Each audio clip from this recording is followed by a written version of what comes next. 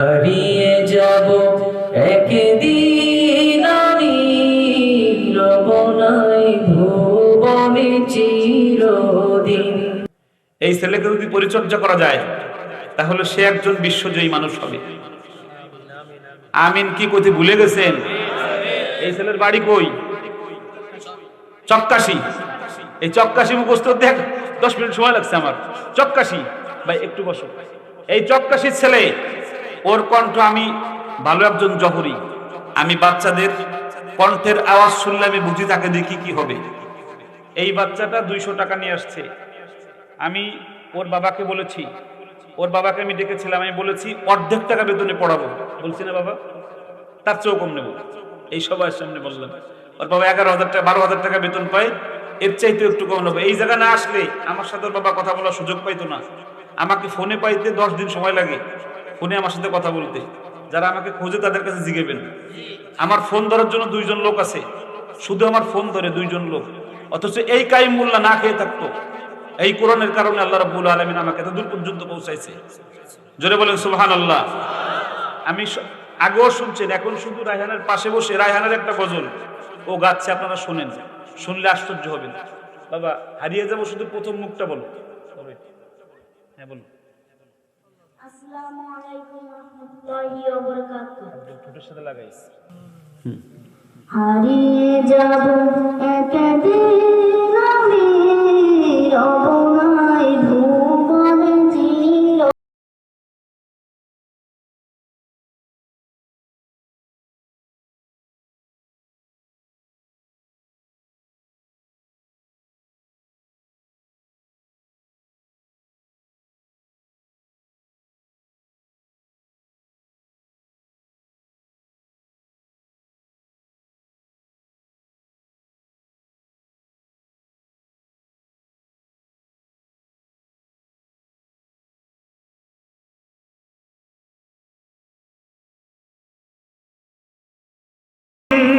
কোনটা শুনছেন বাবা? বাবা শুনছেন ওটা?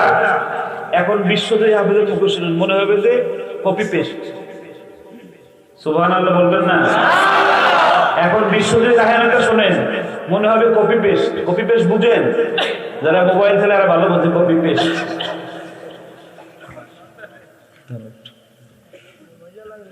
সাথে দাঁড়াও, মিলে দাঁড়াও, তার সাথে মিলে। হ্যাঁ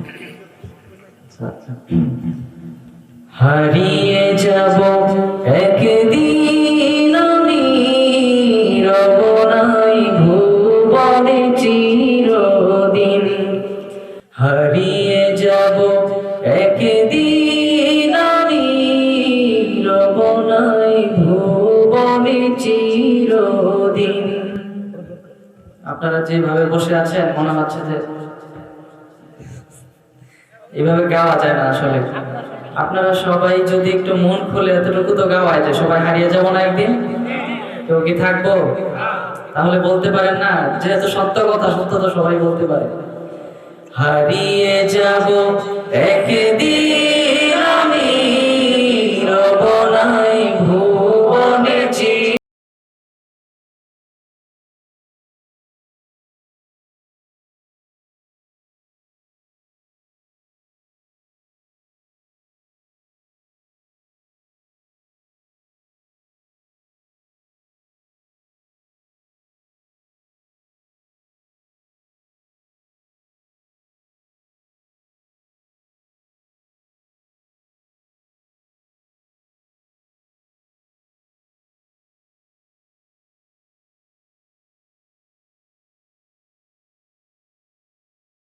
চিরদিন।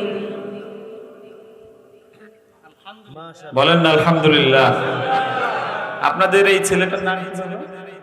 ফাহিম। ফাহিমকে আমি একটা গজল বের করতে 20,000 টাকা লাগে মিনিমাম। ওর বাবা আছে এখানে, দাঁড়ান, আপনারা জিজ্ঞেস করেন আমি বলেছি কিনা। আমি বলেছি আপনার ছেলেকে নিয়ে যাবেন, এই মাদ্রাসায় পড়বে। এই মাদ্রাসায় হুজুর আছে না, আমি বলছি না যে এই মাদ্রাসায় পড়বে, আমি ওর গজল বের করে দেবো, বলছি না? আমার ভিতরে লোভ লালসা নেই ছোটকাল থেকেই, পরের জিনিসের উপর আমার কোনো লোভ নেই। আপনারা খুশি হয়েছেন? খুশি হয়েছেন? এই ছেলেটা আপনারা চান যে সে একজন বিশ্বমানের মানুষ হোক? আর একটু জোরে বলেন, আর একটু জোরে বলেন। আপনাদের সবার সহযোগিতা লাগবে। আমি যদি এখানে